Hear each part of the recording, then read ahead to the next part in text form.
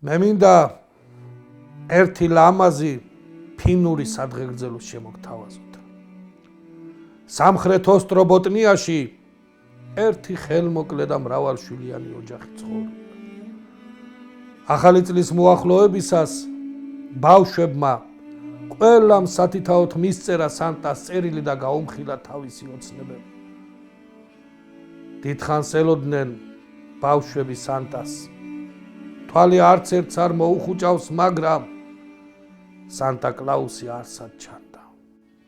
გამთენიისას ბუხრიდან უკან გამობრუნებულმა ყვავილმა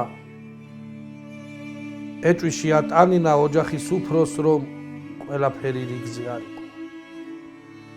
და ვაგლახ ოჯახის უფროსმა საკვამურიდან გაგუდული სანტა ამააძრო.